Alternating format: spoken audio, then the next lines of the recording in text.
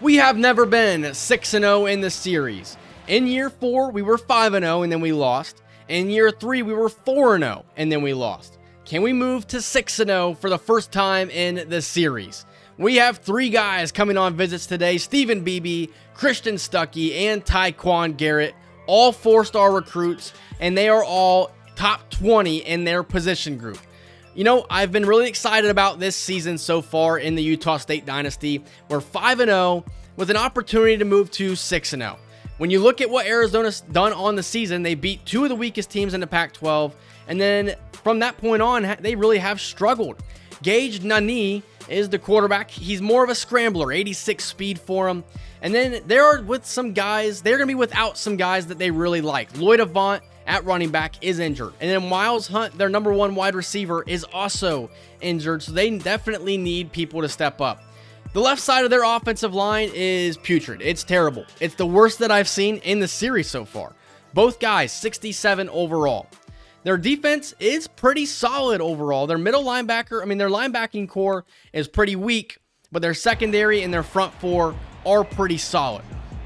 This is not an opponent that I think is really that good, though. I do expect that we should take care of these guys pretty handedly, as we will begin with Johnny Santee as he gets his first start of the season.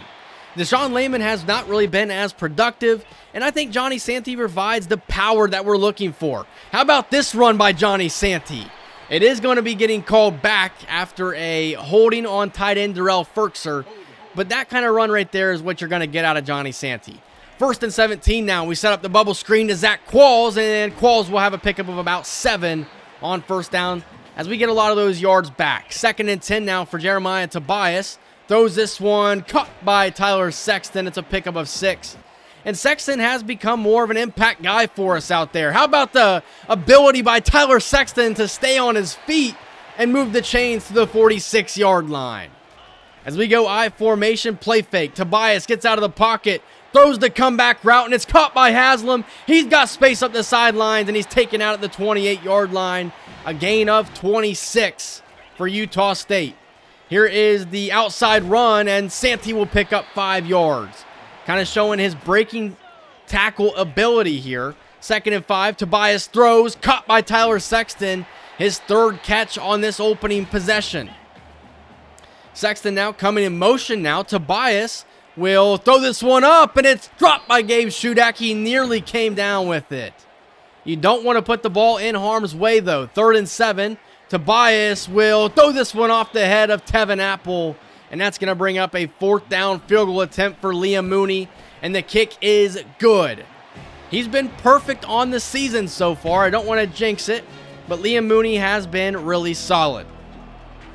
Arizona comes out for their first possession. Nani is the quarterback for Arizona, and they give this one to their running back, Javier Gammon, and he's taken down by Braden Pope. 2nd and 10 now. Here's Gammon, and this one's Bobby KZ in the backfield. 3rd down and 12 upcoming for Arizona. Here is Nani in the pocket. He escapes, and Dylan Garrison gets his first sack of his career. I mentioned at the end of last episode that due to his very, very limited production so far in his true freshman season, he may lose his starting spot, and that still may happen. But after a play like that, maybe he fights to hold on to it for a little bit longer. Setting up the deep ball now to Malachi Durant, and he can't come down with it. I like putting Durant out there to try those deep balls occasionally. 2nd and 10 now. Xavier Blunt gets his first carry, and he will pick up 6 yards. The true freshman has been extremely fun to play with. 3rd and 4 now. Tobias, 4-man rush, throws this one, broken up, intended for Ferkser, and Utah State will have to punt this one away with a 5-0 lead. Here is the give to the receiver now. That's Alex DeLauro, and he is also shaken up on the play. Not sure why he's getting the carry on that situation, but he does, and Arizona would later pick up the 1st down after Javier Gammon picks up enough yardage. 1st and 10 now for Gammon. What a block! What a block on Elias Guerrero. Run that play back and watch that play. Here's the 3rd and 3 pitch to Gammon. He's got a 1st down across midfield. Javier Gammon breaks the tackle of Catapano, and he still isn't taken down. Finally out of bounds at the 16-yard line, but Arizona is in business on 2nd and 10. Play fake now. They throw this one outside, and it's going to be a pickup of 5. And that's how the first quarter is ended. 3rd and 5 now. Gammon, the running back. Here is Nani. He will step up in the pocket and pick up the first down. Braden Pope couldn't bring him down. It wouldn't have mattered anyway. As here's DeLauro in motion. Here is Nani, and he'll pick up the touchdown. Arizona answers. After the safety, they march all the way down the field, put up 6, and now have a 7-5 lead. Xavier Blunt stays in for this possession as well, and he's going to pick up 8 yards on his first down carry. Here is the fake, and Blunt is taken down for a loss. Arizona gets in the backfield. That's Andy Sabri, and that's going to bring up 3rd and 4. Tobias throws this one, broken up. That's Sabri again on the pass breakup. So a TFL and a PBU, and now Arizona has the ball at the 30-yard line, and they're up by 2. Javier Gammon, the running back, they're going to give it to him, and Juan Lima gets the TFL. The sack production has not been there in the second year for Juan Lima, but he still has been really good with the TFLs, and he's really good in run defense as well. 3rd and 10 now for Nani. 4-man rush. Nani throws this one. It's intercepted by Glenn Timms. As we take over, and Glenn Timms takes this one inside the 40-yard line to the 33. Glenn Timms is becoming an impact guy out there on defense. He's been really good in his career. Transferred over from Ole Miss and really has not looked back. He may play himself into potentially getting drafted at the end of this season. Deshaun Layman gets the 2nd and 9 carry and picks up the first down as we move into the red zone.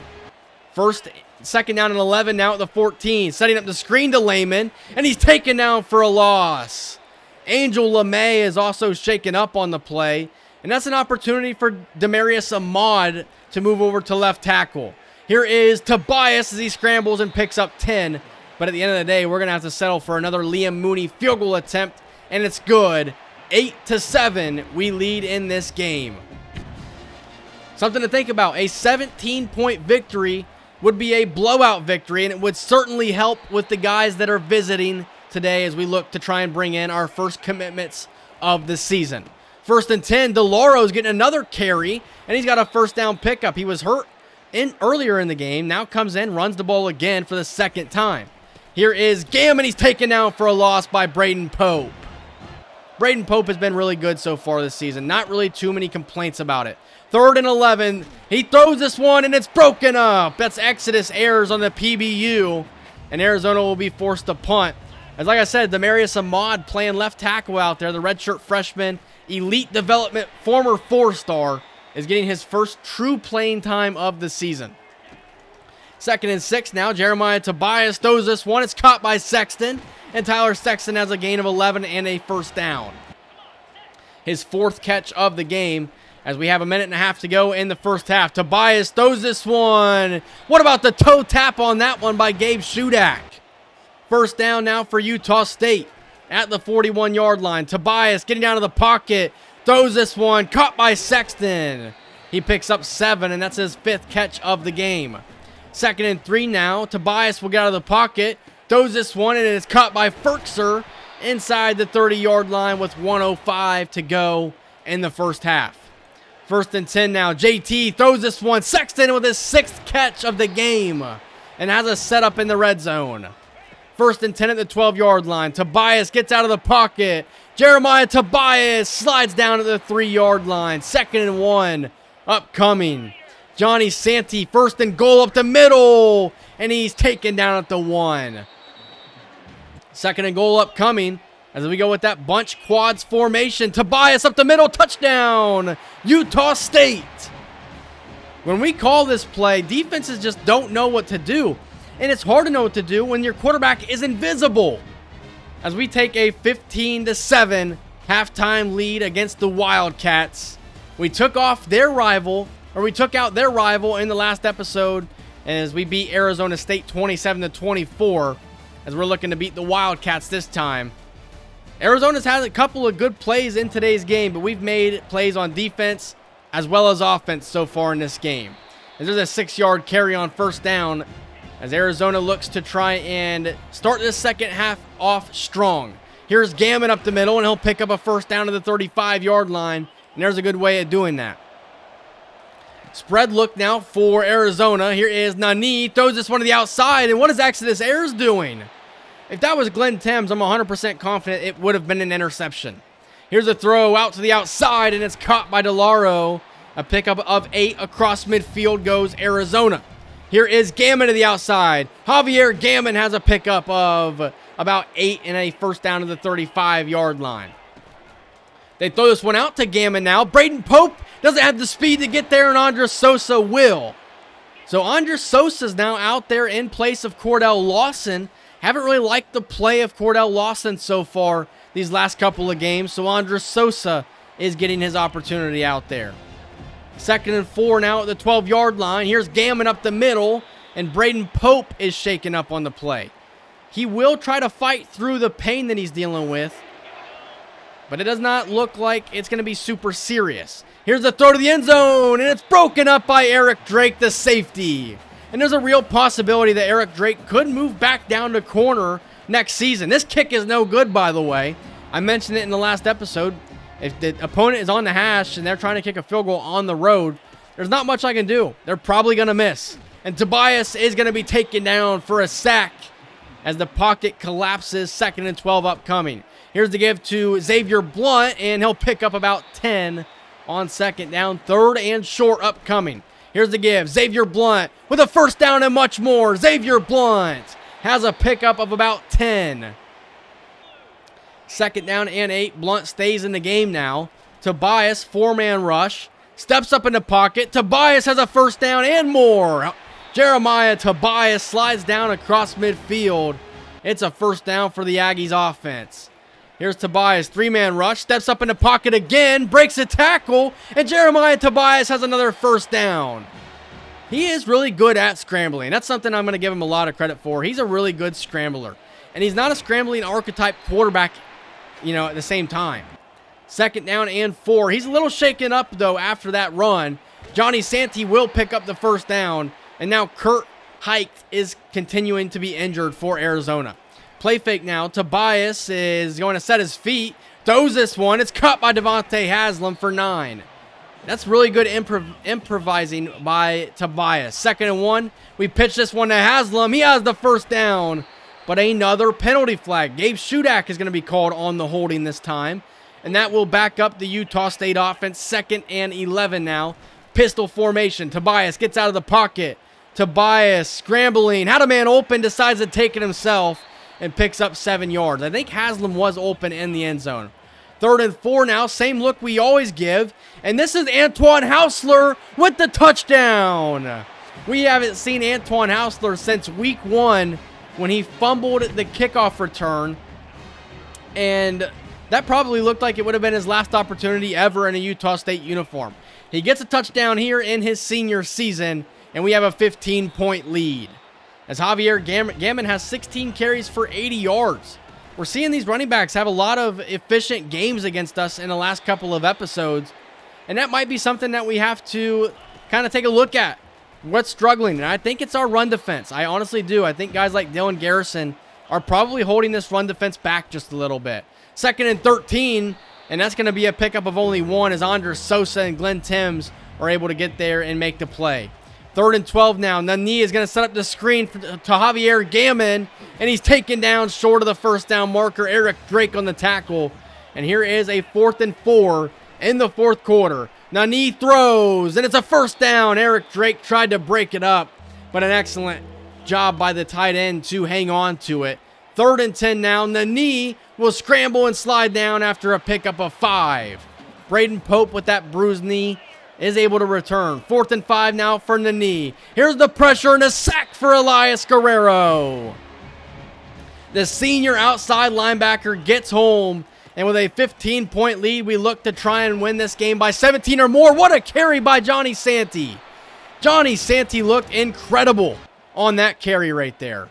1st and 10 now. We go right back to Johnny Santee up the middle. And he'll pick up a first down. Kurt Hike continues to battle through some pain. Here's Tobias stepping up in the pocket, and this one won't be a sack. Picks up 1 yard, would later bring up 3rd down and 8.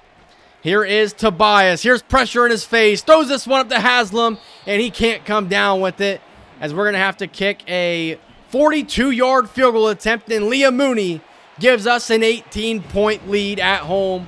If we can maintain this lead, we could win this game by 17, and we may get that blowout victory, additional pitch to the guys visiting today. After a pickup of 8, Nani and the Arizona offense looks to try and move down the field, and this one is nearly intercepted by Glenn Timms. Nearly intercepted. 3rd and 2 now for Nani.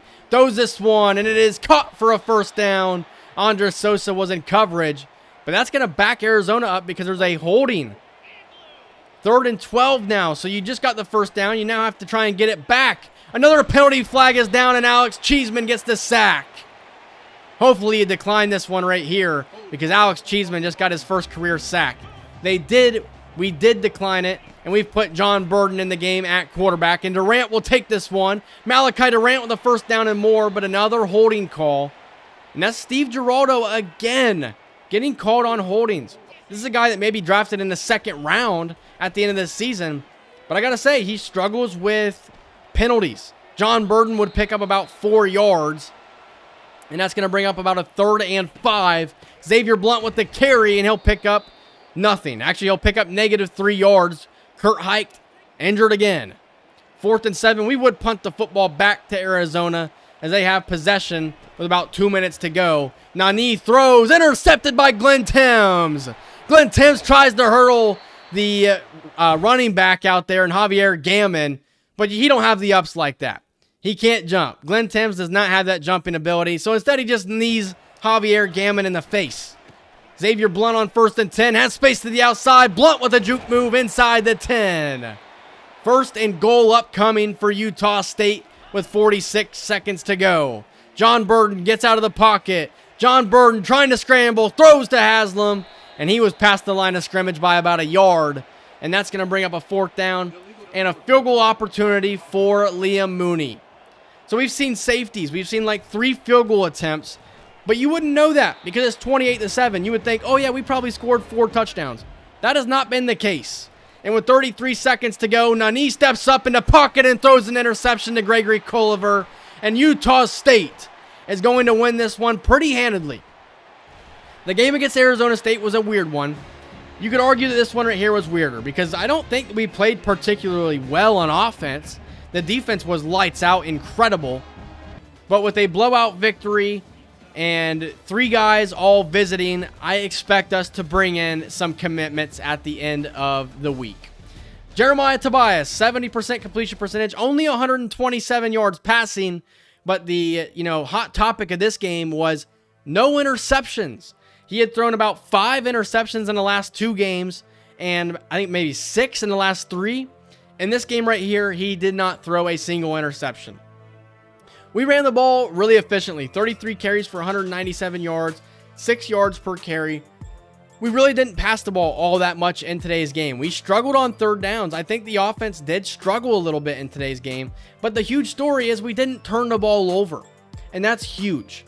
Arizona turned the ball over 3 times. We have to clean up the penalties, though. We're probably good for about 3 penalties per game.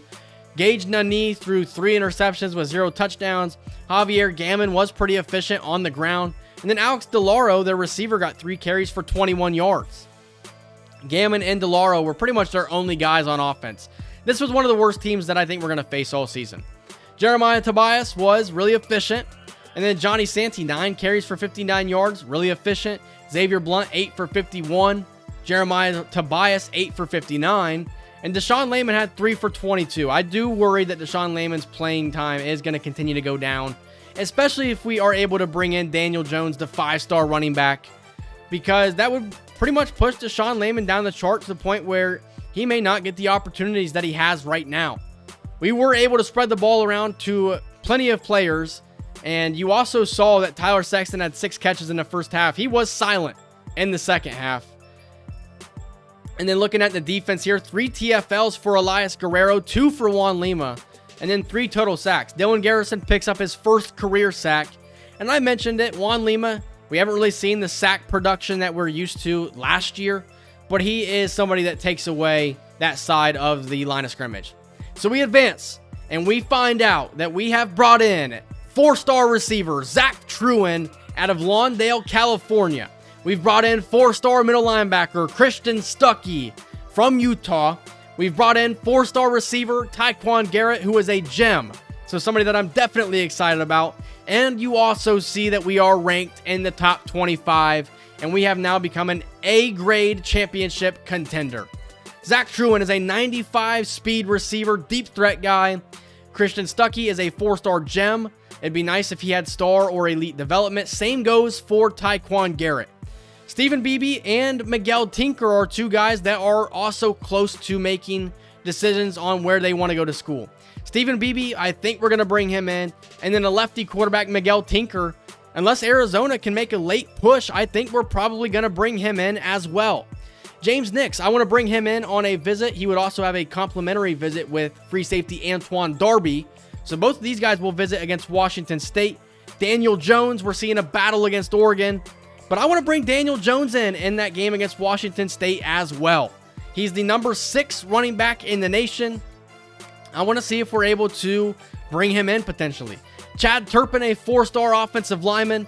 We are going to bring him in in a visit against Washington State as well, as we have a bye week in week 7, and we find out that we have brought in 4-star gem quarterback Stephen Beebe from Mission Hills, California, and 4-star quarterback Miguel Tinker, the lefty from Mission Viejo, California. So 2 4-star quarterbacks. You guys wanted quarterbacks. Here you go. I'm bringing in quarterbacks now. Miguel Tinker is more so your traditional pocket passing quarterback. Stephen Beebe, more of the scrambler. Antoine Darby, we've now fallen behind Boise State, but I think with the visit in week 9, I think we still could potentially bring him in. James Nix with a visit in week 9, and Chad Turpin. I have high hopes that we're able to, really separate ourselves in those battles. John Fowler is a 4-star athlete run stopper archetype and a gem. 92 speed, 81 tackle, 80 block shedding. I mean, the 77 zone coverage. This guy could play safety, but he could play middle linebacker too. And we may have just scouted a potential star. We are ranked 19th. Fresno State was the one that played spoiler a season ago when we were 5-0. We look to avoid that happening in this one. We're 6-0, 3-0 in conference play. All of our goals are still right in front of us. We still got to get through Washington State. Unfortunately, we don't play Tulane or Stanford. But that is going to do it for this episode. I hope you guys enjoyed it. If you did, leave a like, comment, subscribe, and I will see you guys in the next one. See ya.